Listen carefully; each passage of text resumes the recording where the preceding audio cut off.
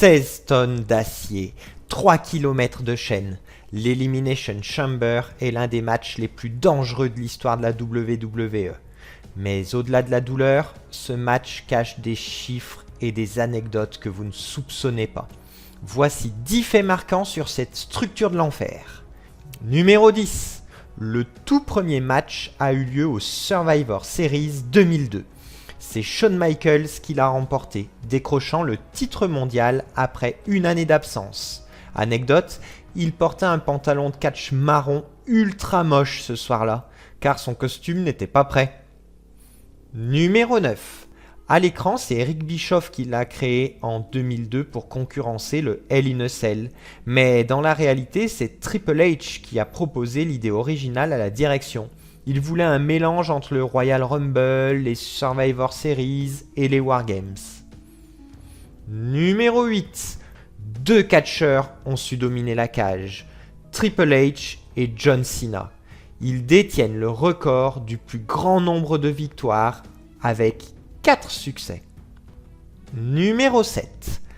Au départ, l'Elimination Chamber est le nom du match avec cette fameuse cage qui permet à 6 catcheurs de s'affronter, dont 4 sont enfermés dans une cage au départ. C'est seulement en 2010 que cela deviendra le nom du show lui-même. Numéro 6. Le premier Elimination Chamber féminin s'est déroulé en 2018. C'est Alexa Bliss qui gagne et conserve par la même occasion le championnat féminin de Raw. Numéro 5. Chris Jericho détient un record de longévité incroyable. Il a participé à 8 matchs différents dans la chambre et il détient le record absolu du plus grand nombre d'éliminations cumulées. 10 catcheurs ont subi sa loi. Numéro 4.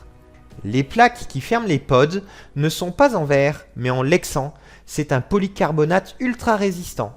Pourtant, ça n'a pas empêché Bobby Lashley ou le Big Show et autres de passer à travers à plusieurs reprises à cause de la force de leurs adversaires. Numéro 3. En 2009, Edge a perdu son titre mondial dans la première chambre de la soirée. Frustré, il a attaqué Kofi Kingston pendant son entrée pour le deuxième Elimination Chamber match. Il s'est enfermé dans son pod. Les arbitres ont décidé de l'intégrer dans le match et il finit par gagner à la fin. Un vol pur et simple. On adore. Numéro 2. Le sol de la chambre originale était en métal pur, ce qui rendait les chutes terrifiantes.